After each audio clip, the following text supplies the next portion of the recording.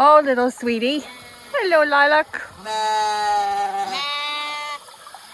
Lilac was born, and the lilac trees were in full blossom.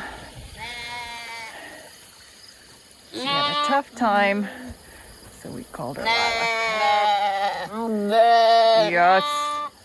You guys want your pellets, don't you? Yes, we do. Yes, we do.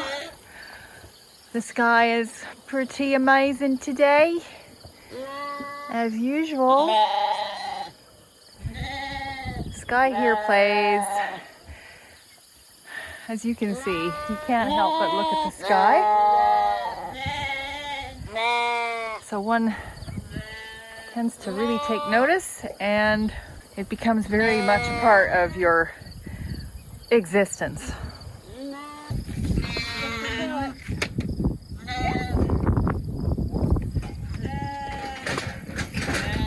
We put them in here.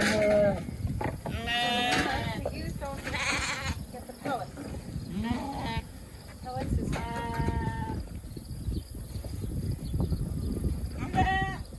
help the lambs fill out a little bit, as well as grow. And we like them. They like them. Okay?